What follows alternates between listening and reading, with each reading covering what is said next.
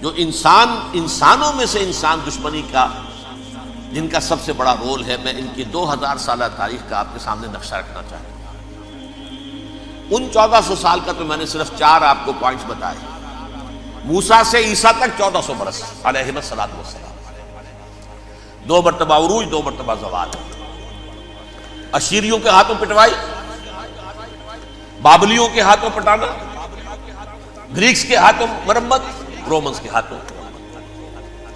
یہ جو 2000 سال ہے، کیونکہ اب تو ظاہر بات ہے 21ویں صدی شروع ہو گئی، 20 صدیاں حضرت مسیح کو پوری ہو گئی۔ پہلی بات نوٹ کیجئے، حضرت مسیح کی پیدائش ہے سن 1 قبل مسیح۔ یہ نکتہ آپ نے کبھی سنا ہے یا نہیں؟ جب ملینیم کا سلسلہ شروع ہوا تھا پچھلے سال، تو میں نے بیان کر دیا تھا کہ ایک عجیب حساب کے اندر انہوں نے غلطی کی ہوئی ہے۔ حضرت مسیح کی پیدائش ہوئی 25 دسمبر کو، سن انہوں نے شروع کر دیا، اس کے بعد جنوری آئی تو پہلا سال شروع ہو گیا۔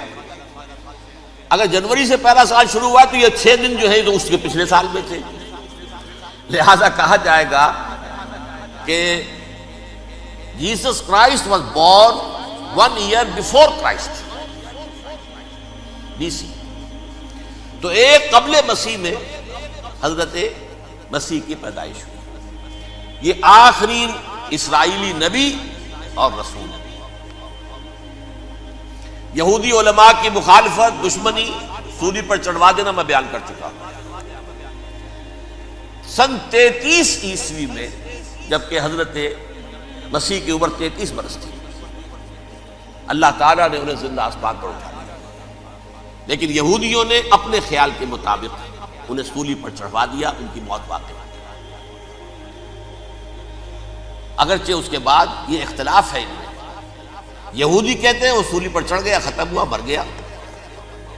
عیسائی کہتے ہیں نہیں، انتقال ہوا ہے مسیح کا صلیب پر، لیکن پھر وہ دوبارہ زندہ ہو گئے۔ ان کی لاش ایک غار میں رکھ دی گئی تھی، وہاں ریزریکشن ہو گیا، ان کا باعث بعد الموت وہی ہو گیا، اور پھر انہیں اللہ نے زندہ آسمان پر اٹھا دیا۔ تو ہمارے اور عیسائیوں کے درمیان نوٹ کر لیجیے، یہ چیز مشترک ہے کہ حضرت مسیح آسمان پر زندہ اٹھائے گئے۔ فرق کیا ہے؟ وہ سمجھتے ہیں کہ سولی دیے گئے، سولی پر مرے، پھر زندہ ہوئے، پھر گئے۔ ہم سمجھتے ہیں کہ نہیں، وما صلبوہ وما قتلوہ، انہوں نے نہ صلیب دے سکے انہیں اور نہ انہیں قتل کر سکے، بل رفعہ اللہ الیہ، اللہ نے اٹھا لیا۔ پھر ہمارا اور یہ اس کا عیسائیوں کا ایک اور اتفاق ہے، سیکنڈ کمنگ آف جیسس، حضرت مسیح دوبارہ آئیں گے۔ یہ عیسائیوں کا بھی عقیدہ ہے اور ہمارا بھی۔ بہرحال تو جیسا کہ میں نے عرض کیا کہ اس وقت یہ عذاب استیصال، عذاب اکبر کے مستحق ہو چکے تھے، لیکن اللہ نے ان کی مدت دراز کی ہے، لیکن ان پر دنیاوی عذاب کا ایک کوڑا جو ہے اللہ تعالیٰ کی طرف سے اسی وقت برسا۔ دنیاوی عذاب دنیا میں رہتے ہوئے ختم نہیں کیا جائے۔ 37 برس بعد حضرت مسیح کے رفع سماوی کے 37 برس بعد سن 70 میں یہودیوں نے بغاوت کی رومیوں کے خلاف۔ رومی ٹائٹس جنرل تھا ایک، اس نے پھر جو حملہ کیا ہے، 1,33,000 یہودی ایک دن میں قتل کیا یروشلم میں، اور ہیکل سلیمانی گرا دیا۔ وہ ہیکل پہلے بھی گرا تھا، پہلے 1400 سال کے دوران میں بھی نبوکڈنیزر نے گرایا تھا، لیکن پھر اس کے 150 سال بعد انہوں نے دوبارہ بنا لیا تھا، اس لیے وہ اسے سیکنڈ ٹیمپل کہتے ہیں۔ پہلا ٹیمپل جو حضرت سلیمان نے بنایا تھا، نبوکڈنیزر نے گرا دیا 587 قبل مسیح میں، پھر دوبارہ انہوں نے 150 سال کے بعد بنا لیا۔ وہ اس تاریخ کا حصہ ہے، میں نے جس کے بارے میں آپ کو تفصیل نہیں بتائی۔ اس میں یہ ہوا سن 70 میں وہ گرا دیا گیا، وہ آج تک گرا پڑا ہوا ہے۔ نمبر 2 یہ کہہ دیا گیا کہ یہودیوں اس ارض فلسطین سے نکل جاؤ، تم یہاں نہیں رہ سکتے۔ لہذا جس کا جہاں سینگ سمایا چلا گیا، یورپ میں چلے گئے، ایشیا میں آ گئے، عرب میں آ گئے، یہ 3 قبیلے جو رات بھی میں نے عرض کیا تھا، بنو قینقاع، بنو نذیر اور بنو قریظہ، یہ وہاں سے آ کے مدینے میں آباد ہو گئے۔ جس کا جہاں سینگ سمایا، افریقہ میں، ہندوستان میں، جہاں چلے گئے۔ ڈایاسپورا اسے کہتے ہیں، وہ آپ نوٹ کر لیجیے اس لفظ ڈایاسپورا، ہمارا دور انتشار، جبکہ ہمیں ہماری اصل سرزمین تو فلسطین ہے، حضرت ابراہیم کا مسکن، حضرت اسحاق حضرت یعقوب کا مسکن فلسطین، یہ ہے ہماری اصل جاگیر، یہ تو ہماری جدی پشتی جاگیر ہے، لیکن یہاں سے نکال دیے گئے سن 70 عیسوی میں، اور وہاں سے لے کے 1917 تک ان کا ڈایاسپورا جاری رہا۔ یہ دور انتشار، اس دور انتشار کے اب چند حصے ہیں جس کو میں چاہتا ہوں کہ آپ علیحدہ علیحدہ سمجھ لیں۔ دور انتشار کا جو پہلا جو ہے تقریباً 300 برس، رومی حکمران تھے، وہ یہودیوں کے بھی دشمن تھے اور عیسائیوں کے بھی دشمن تھے، عیسائی اور یہودی ایک دوسرے کے بھی دشمن تھے، لیکن رومی سمجھتے تھے کہ یہ ایک ہی تھیلی کے چٹے بٹے ہیں۔ رومیوں کے نزدیک عیسائی بھی یہودیوں ہی کا ایک فرقہ تھے، کوئی علیحدہ مذہب تو تھا ہی نہیں،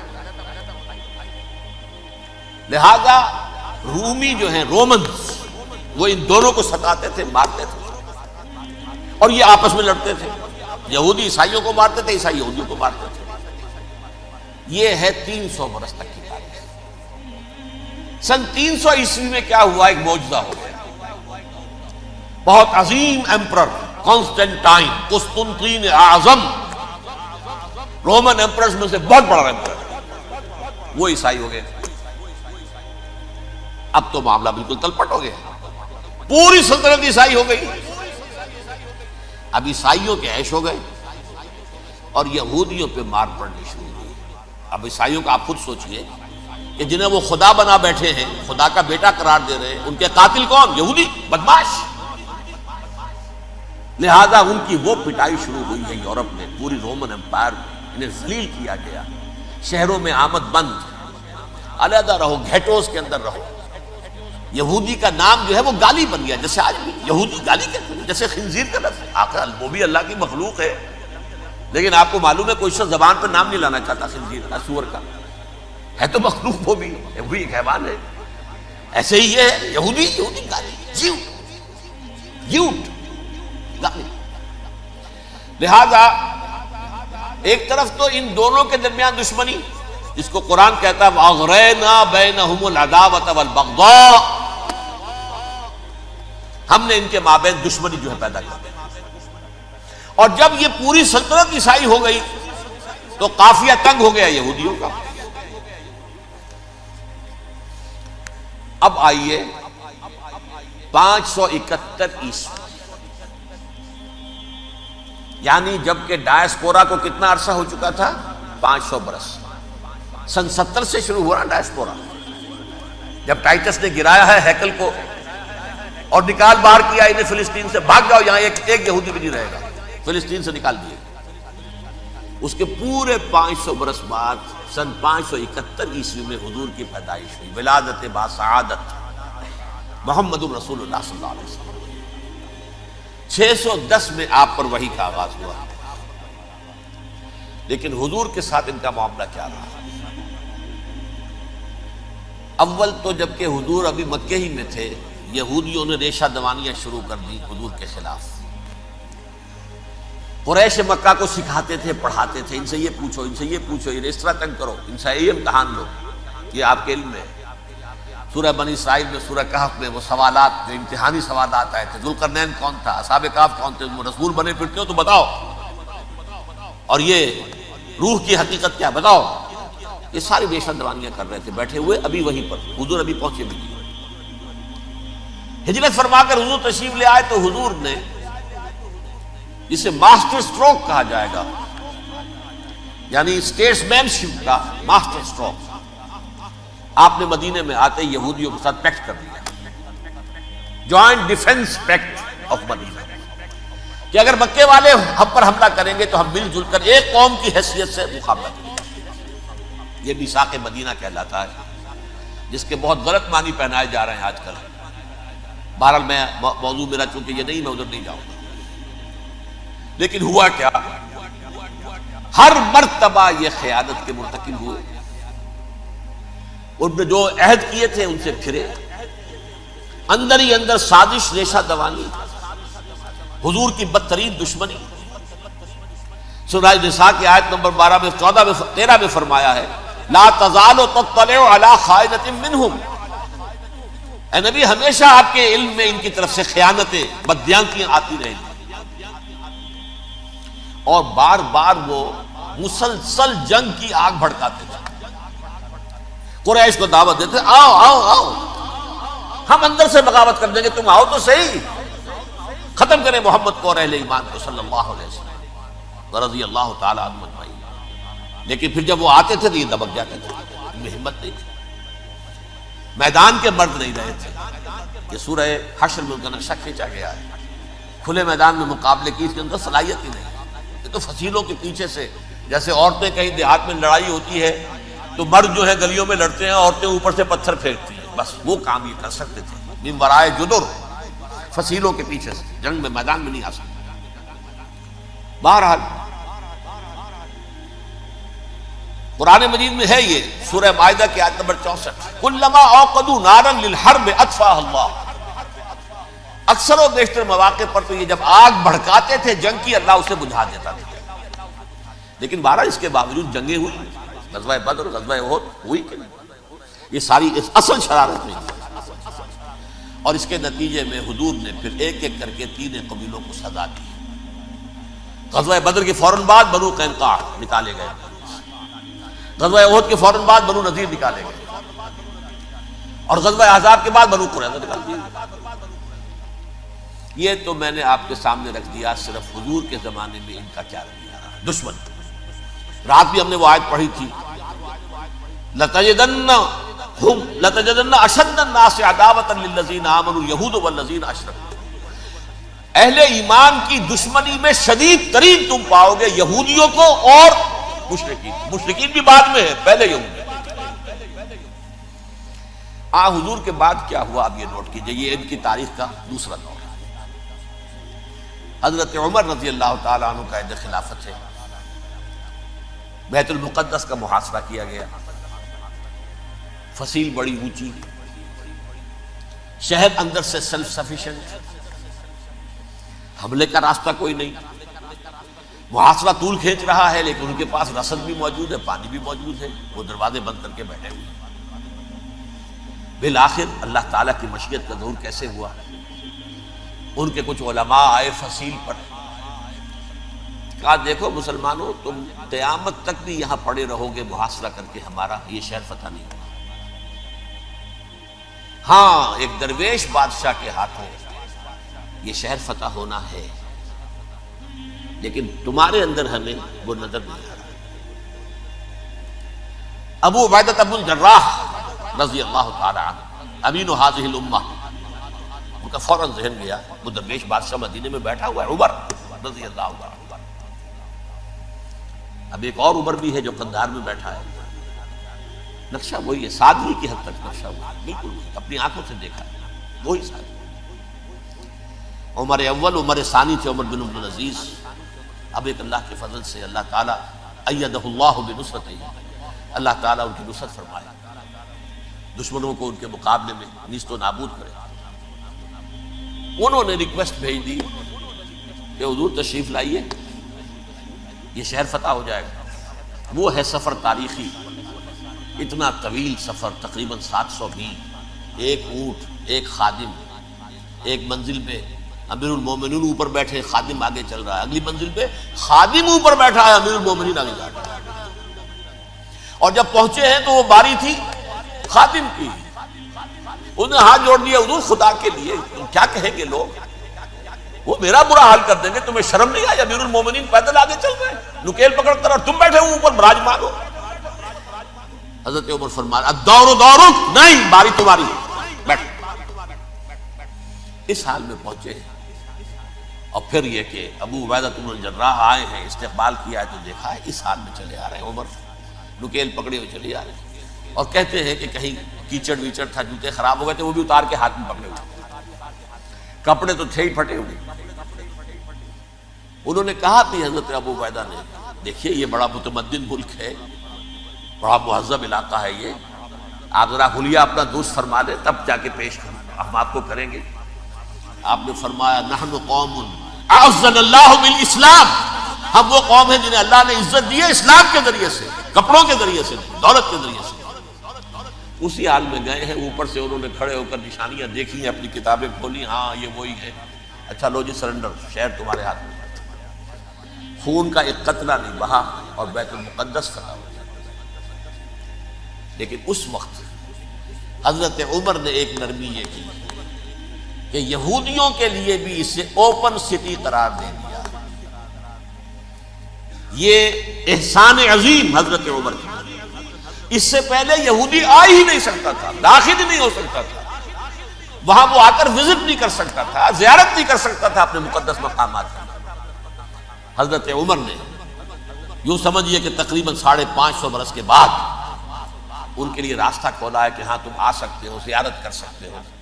لیکن یہ عیسائیوں نے لکھوایا معاہدے کے اندر، انہیں یہاں آپ آباد ہونے کی اجازت نہیں دیں، لیکن کم وزٹ دی پلیسز، دیکھیں زیارتیں کریں اور جائیں۔ یہ معاہدہ حضرت عمر کا ہے رضی اللہ تعالیٰ، جو پھر خلافت راشدہ کے بعد بنو امیہ نے بھی اس کو آنر کیا، بنو عباس نے کیا۔ پھر جو ہمارے یہ ترکوں میں اندر خلافت آئی تو ترک خلفاء نے بھی اس معاہدے کی پوری پابندی کی۔ فلسطین میں آ سکتے ہیں یہودی صرف زائرین کی حیثیت سے، وہاں آباد نہیں ہو سکتے۔ اب آئیے اگلا دور آیا حضرت عثمان کا دور خلافت۔ یہ ہے وہ وقت کہ اب یہود نے امت مسلمہ کی پیٹھ میں چھرا کھودا۔ وہ کیسے؟ ایک یہودی عبداللہ ابن سبا اسلام کا لبادہ اوڑھ کر آ گیا،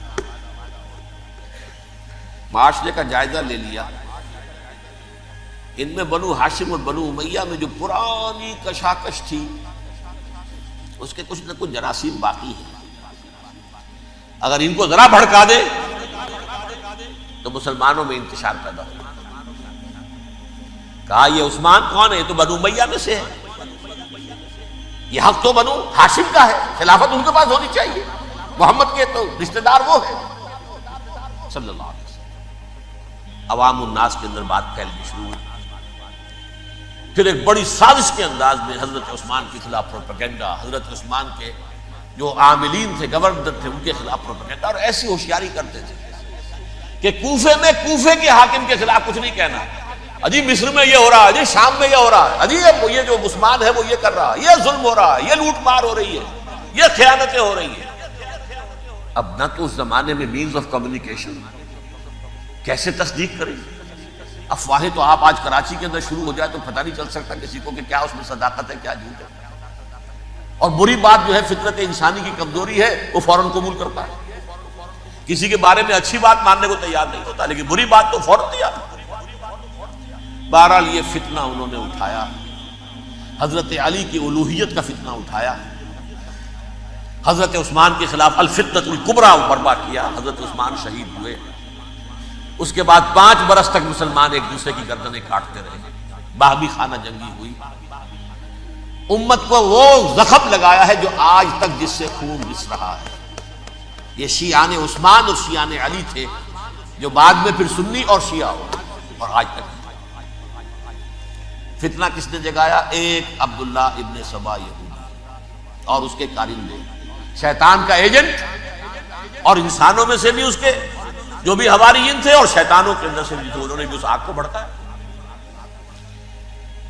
یہ آپ سوچ لیجئے کہ یہ کس نے وہ زخم لگایا؟ یہود۔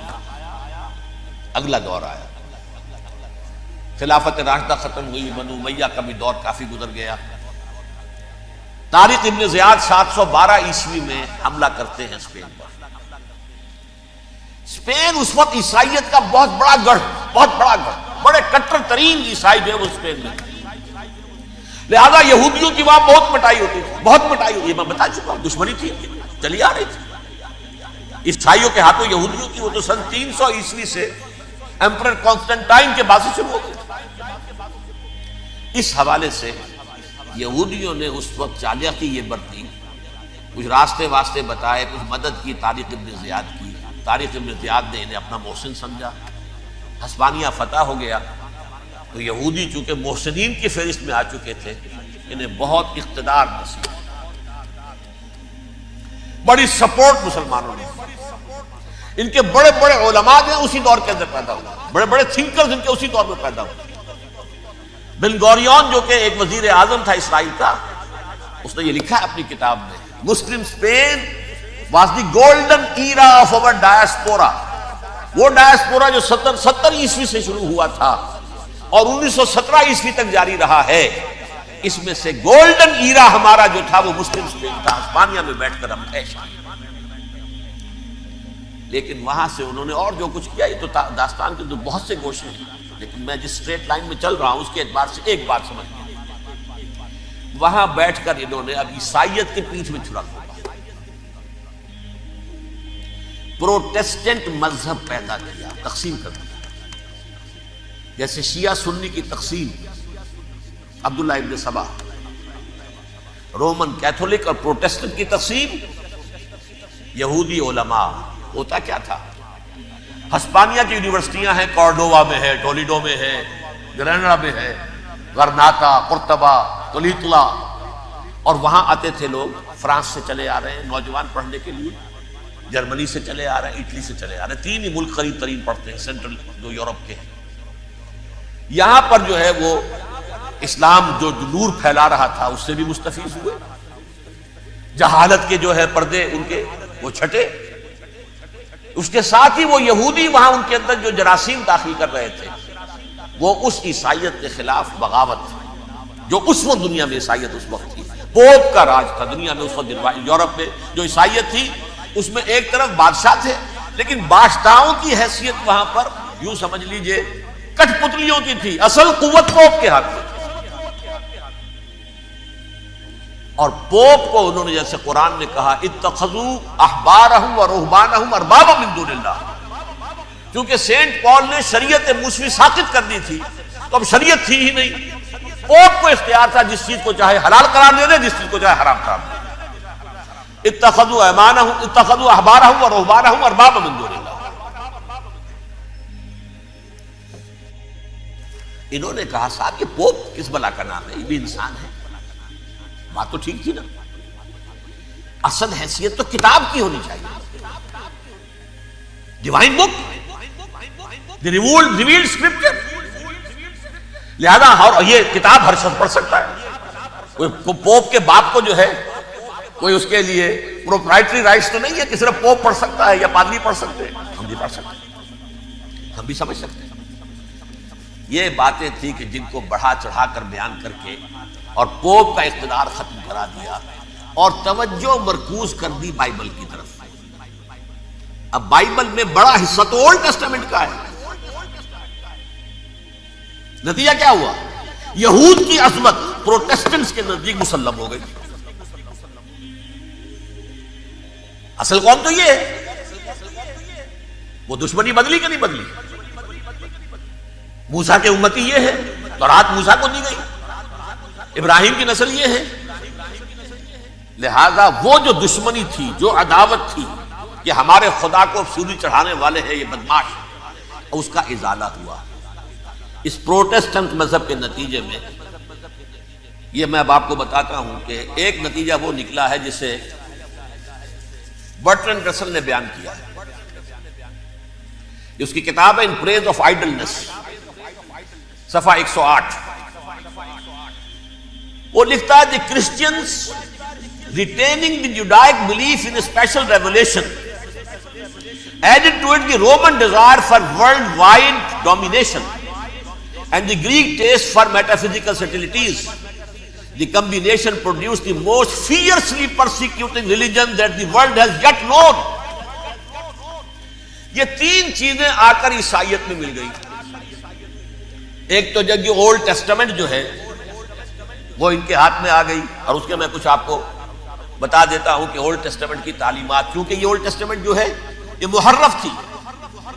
اصل تورات تو گم ہو گئی تھی 587 قبل مسیح میں، جب پہلی مرتبہ ہیکل جو ہے تباہ ہوا ہے، اس کو ختم ہو گیا. اس کے کوئی 150 سال کے بعد انہوں نے یادداشتوں سے مرتب کر کے لکھی ہے. اب اس میں ان کے اپنے خیالات، اپنے امانی، اپنی توجیحات وہ شامل ہو گئے.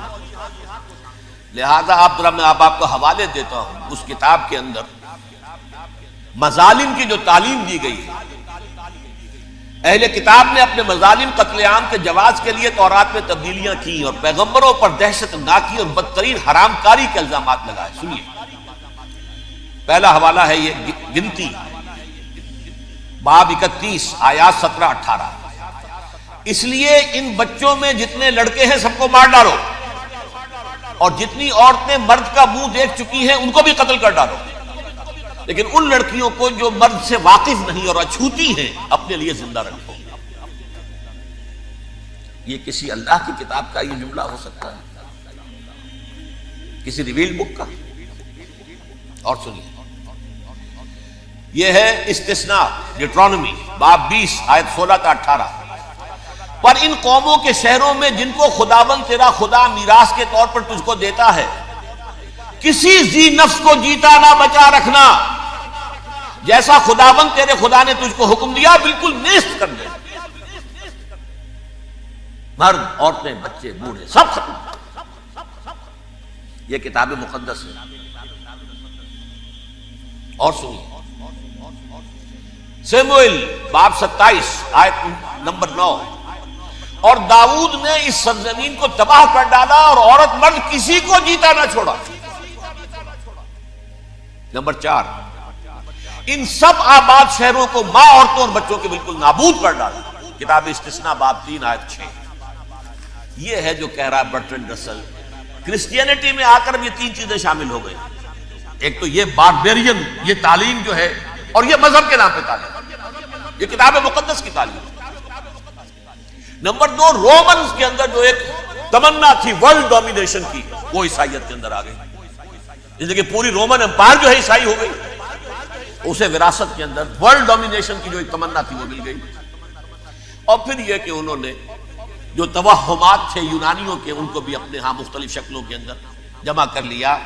ان تین چیزوں کا the combination produced the most fiercely persecuting religion that the world has yet known. اس کے نتیجے میں دنیا میں تاریخ انسانیت کے اندر جو بدترین خوخار ترین مذہب ہو سکتا ہے وہ شکل عیسائیت نے اختیار کی. اور اس کا مظہر عتم کیا تھا؟ نوٹ کیجیے، صلیبی جنگیں. ایک بار ٹائم ٹیبل کے اعتبار سے نوٹ کر لیجئے گا. فرسٹ ملینیم ختم ہوا، سیکنڈ شروع ہوا. ان کے 1000 سال ختم ہوئے تو 11ویں صدی میں سیکنڈ ملینیم شروع ہوا تو پہلی صلیبی جنگیں ہوئی. لاکھوں مسلمان قتل. صرف یروشلم کے اندر اتنا خون بہایا کہ خود ان کے ہسٹورینز لکھتے ہیں کہ جب ان صلیبیوں نے جب گھوڑوں کے ساتھ وہ چل رہے تھے گلیوں میں تو ان کے گھوڑوں کے گھٹنوں تک خون کی ندی بہ رہی تھی. جہاں سے گزرے ختم کرتے تھے، آبادیاں کی آبادیاں ختم. اگرچہ اس کروسیڈ میں گیہوں کے ساتھ گھن بھی پیسا، یہودی بھی بہت مارے گئے. یہ فرانس سے، جرمنی سے جب یہ کروسیڈرز آ رہے تھے 3000 میل کا سفر طے کر کے آئے تھے. سوچئے تو صحیح. اربن ثانی پوپ جو تھا آگ لگا دی تھی اس نے پورے یورپ کے اندر. شرم سے ڈوب مرو، تمہارے مقدس علاقے مسلمانوں کے ہاتھ میں. انفیڈلز، یہ کافر، یہ مرتد، یہ ملحد. مسیح جہاں پیدا ہوا، مسیح کو جہاں سولی دی گئی، وہ کہاں ہے؟ ان کے ہاتھ میں. وہ آگ لگائی ہے، 3000 میل کا فاصلہ طے کر کے یہ قوم آئی ہے. اور جو تباہی مچائی ہے تاریخ انسانی میں، ایسی بربریت کی کوئی مثال. اور یہ ان کے اپنے ہسٹورینز لکھتے ہیں. شرم کے مارے ایسے محسوس ہوتا ہے جیسے ان کی گردنیں جھکی جا رہی ہیں.